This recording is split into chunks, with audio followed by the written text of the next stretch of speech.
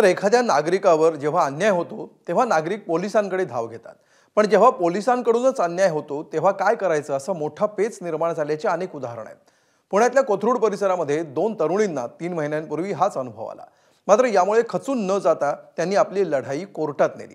कोर्टानं नुकत्याच दिलेल्या निकालानुसार आता पोलिसांवरच गुन्हे दाखल होणार आहेत। नेमकं काय आहे हे प्रकरण, कोर्टात नेमकं काय झालं आणि हा लढा देणाऱ्यांचं म्हणणं नेमकं काय आहे, पाहूया एबीपी माझाचा हा स्पेशल रिपोर्ट। 6 विद्यमान पोलीस जे आता ड्युटीवरती आहेत, त्या दिवशी मात्र ते डिस्चार्ज ऑफ ड्युटी होते, पण आज मात्र ते ड्युटीवर आहेत। मला 2-3 दिवसाच्या नंतर समजलं की माझं नाव तिथे ट्वीट केलं गेलेलं आहे। आज 3 महिने झालेत, म्हणजे तुम्ही महिला आयोग म्हणून या सगळ्या प्रकरणात कुठेच नाहीये, पण मानसिक त्रास द्यायला मात्र तुम्ही आमच्या विरोधात उभे आहात। हा आहे एबीपी माझाच्या बातमीचा इम्पॅक्ट। प्रकरण आहे पुण्यातल्या कोथरूडचं। तरुणींनी दिलेला लढा आणि एबीपी माझाचा पाठपुरावा याला अखेर यश आलं। मुलींना जातीवाचक शिवीगाळ आणि मारहाण करून त्या तरुणींवर पोलिसांनी गुन्हा दाखल केल्याची घटना समोर आली होती। या प्रकरणात न्यायालयीन लढाईला पहिलं यश आलं असून संबंधित पोलिसांवर गुन्हे दाखल करण्याचे आदेश न्यायालयानं दिले। शिवाय या प्रकरणाचा तपास सीपी दर्जाच्या अधिकाऱ्याकडून करण्याचे आदेशही देण्यात आले।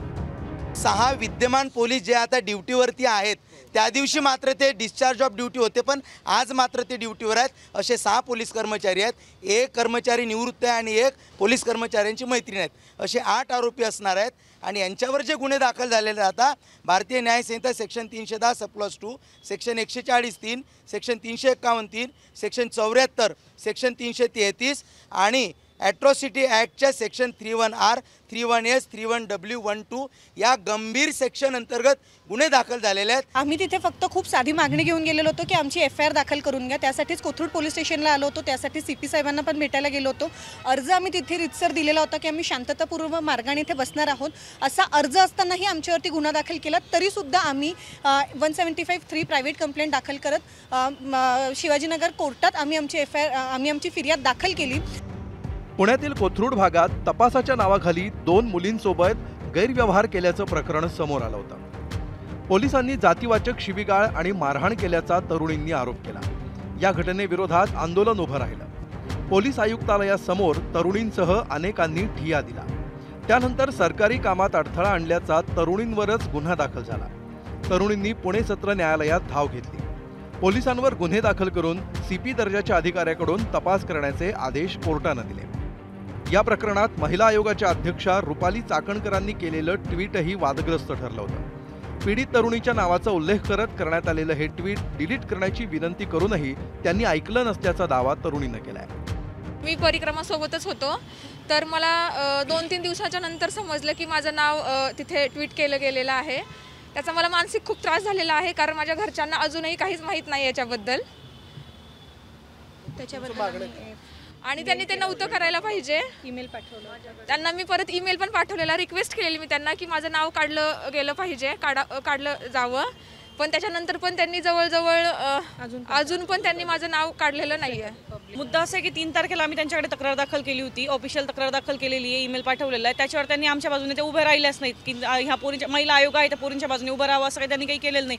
जेव्हा आमच्या लक्षात आलं की तिचं नाव तिथे आहे ट्विटवर, तेव्हा स्वतः तिच्या नावाने ईमेल केलेला आहे। ती फोनवर बोलली, मी स्वतः फोनवर बोलली आहे, अंजलीताई आंबेडकर फोनवर बोलले, विजय वडेट्टीवार असतील किंवा रोहित पवार असतील यांनी ट्विट केलंय। ह्या सगळ्यांनी ट्विट करून सांगितलंय की हे तुम्ही नाव काढा, हे चुकीचं आहे, तो गंभीर गुन्हा आहे। आणि ती जर म्हणते पीडिता की तिची संमती नाही, तर तुम्ही नाव कसं ठेवाल?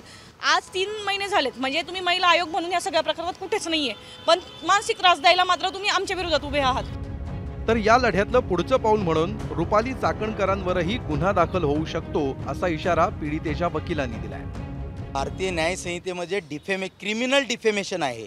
एखाद्या SC ST कम्युनिटीच्या मुलीवरती जेव्हा विनयभंग होतो आणि त्या मुलीचं नाव जर एखाद्या पदावर असलेल्या अधिकारी किंवा कोणी पदसिद्ध जर असतील तर त्यांनी जर नाव केलं जाहीर, तर क्रिमिनल डिफेमेशन सारखं सेक्शन लागतं। आणि ह्या मुली ॲट्रॉसिटी ॲक्ट अंतर्गत अनुसूचित जातीच्या असल्यामुळे क्रिमिनल डिफेमेशन आणि ॲट्रॉसिटी ॲक्टच्या सेक्शन अंतर्गत रुपालीताई चाकणकर यांच्यावर सुद्धा गुन्हा दाखल होऊ शकतो आणि तो करावा लागेल। त्याच्यासाठी आम्ही आदरणीय बाळासाहेब आंबेडकरांचं लीगल मार्गदर्शन घेणार आहोत। या प्रकरणाच्या चौकशीतून आता कुठल्या गोष्टी समोर येतात आणि महिला आयोगाच्या अध्यक्षांवरही आता गुन्हा दाखल होणार का हे लवकरच स्पष्ट होईल। पुण्याहून मंदार गोंजारीसह ब्युरो रिपोर्ट, एबीपी माझा। एबीपी माझा, उघडा डोळे बघा नीट.